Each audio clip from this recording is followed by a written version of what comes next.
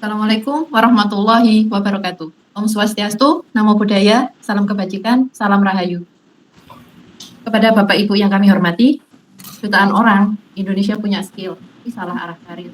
Bukan karena tidak mampu, tapi karena tidak tahu profesi mana yang paling cocok untuk mereka. Kami hadir untuk mengubah itu. Perkenalkan, Ready to Perform AI Power Job Prediction and Recruitment Assistant dari tim Sisi 26 PSU 078. Saya Puspa, koordinator presentasi kami. Bersama saya di divisi Data Science ada Rafli Fahlevi Heriadi, di divisi AI Engineer ada Muhammad Faras Aur Hakim dan Erika Ayu Febrianti. Dan untuk membangun aplikasinya di divisi Full Stack Developer ada Muhammad Adit Heriadi dan Dede Novianti. 6 orang, satu visi. Mari kami tunjukkan bagaimana Ready to Perform bekerja. Dimulai oleh Kak Rafli yang akan memulai dengan akar masalah yang kami temukan. Kepada Kak Rafli, saya persilahkan. Baik, terima kasih atas waktunya.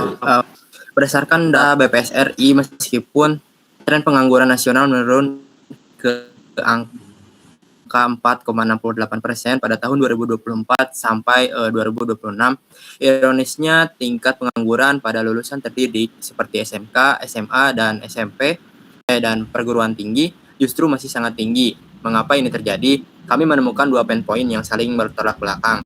Pertama, dari sisi pencari kerja, banyak talenta yang kebingungan memetakan skill mereka dan melamar secara acak. CV ini akhirnya gagal menarik perhatian HRD dan hanya berakhir di tumpukan dokumen. Namun di sisi lain, dari pihak perusahaan, situasi ini juga sulit. Di era serba digital ini, proses screening CV ternyata masih sangat manual. HRD harus menghabiskan berjam-jam, bukan berhari-hari, hanya untuk menyeleksi ratusan CV. Proses yang melelahkan ini tidak bisa membutuhkan waktu, tapi juga sangat rentan terhadap human error dan bias. Selanjutnya akan dijelaskan oleh Kak Erika. Baik, solusi yang kami tawarkan adalah Ready to Perform. Aplikasi ini mampu menganalisis isi CV pengguna, memprediksi profesi yang paling sesuai, memberikan insight berdasarkan kompetensi yang dimiliki, serta mampu membantu recruiter melakukan screening kandidat secara lebih cepat. Value utama dari aplikasi kami adalah menghasilkan proses rekrutmen yang lebih efisien melalui teknologi AI, meningkatkan kecocokan antara kandidat dan pekerjaan, serta mempercepat proses seleksi. Jika dibandingkan dengan platform lain seperti LinkedIn Job, Jobstreet, maupun Glints, Ready to Perform memiliki beberapa keunggulan. Pertama, kami menyediakan fitur prediksi profesi berbasis AI yang belum menjadi fokus utama kompetitor. Yang kedua, sistem kami mendukung prediksi batch untuk banyak pengguna sekaligus. Ketiga, sistem kami bersifat open source dan fokus pada kebutuhan pasar Indonesia. Keunggulan inilah yang menjadi nilai pembeda utama dari produk kami. Selanjutnya, akan dilanjutkan Kak Faras. Baik, saya akan melanjutkan tentang penjelasan data science workflow. Baik, saya akan melanjutkan data science workflow. Pertama, ada data collection, selanjutnya ada data dan assessment, kemudian ada feature engineering, kemudian ada data wrangling, kemudian ada data cleaning dan Streamlit dashboard.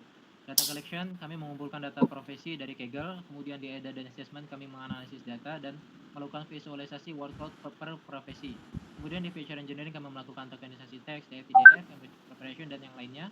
Kemudian ada encode label profesi. Selanjutnya ada data wrangling, itu kami mengecek missing values, duplikat, inconsistency label, dan yang lainnya. Belum. Kemudian ada data cleaning, ada hapus noise, normalisasi teks, dan yang lainnya. Kemudian ada Streamlit dashboard, kami melakukan visualisasi data. Selanjutnya, teknologi yang kami gunakan ada TensorFlow, kemudian ada TensorFlow Functional API, ada text vectorization, ada embedding layer, XML, dan yang lainnya. Hasil model AI kami mencapai test akurasi 91%, trend akurasi 21%, test loss 0,1. AI diimplementasikan di proyek kami dengan menggabungkan data teks dan numerik, kemudian klasifikasi 4 profesi sebagai simulasi, kemudian menggunakan custom callback, modul export dalam format keras, dan sahabat model. Kemudian model kami sudah siap diintegrasikan ke REST API dan web application. Selanjutnya akan dilanjutkan ke Kak Adit. Oke, untuk selanjutnya ada bukan. Untuk selanjutnya ada alur kerja divisi full stack, di mana ada 6 tahapan. Yang pertama ada setup repository struktur, yang kedua ada backend dengan dummy API, yang ketiga ada front end dan membuat UI dasar, yang keempat ada backend dengan implementasi API real, dan yang kelima ada integrasi model, yang mana ini akan membuat model dari inference pipeline dan menghubungkannya kepada endpoint atau predict. Lalu keenam ada testing dan deployment. Lanjut. Lanjut. Selanjutnya ada sistem arsitektur, yang mana di sini ada front end. Ada front end di mana di sini ada kita menggunakan React dan juga dashboard dan visualisasinya, lalu ada backend menggunakan REST API, RESTful API sebagai endpoint dan juga out dan request sender sebagai login dan register. Lalu ada AI model, yang mana di sini pakai menggunakan TensorFlow, deep learning, inference pipeline dan model serving. Lalu ada arsitektur flow-nya, yang mana user akan menginput data, REST API akan mengantarkan data kepada backend, lalu dari backend akan menghasilkan inference dari model. Lalu untuk deployment-nya ini masih lokal. Selanjutnya akan disampaikan oleh Kak Dede. Oke, di bagian product demonstration itu, untuk penggunanya, alurnya itu cukup sederhana. Penggunaan hanya perlu melakukan registrasi, lalu memasukkan data CV atau ringkasan pengalaman kerja. Kemudian, sistem akan melakukan analisis dan menampilkan hasil prediksi profesi yang paling sesuai. Proses ini juga berlangsung secara otomatis dan dapat memberikan hasil secara real time. Di sini juga ada video tutorialnya.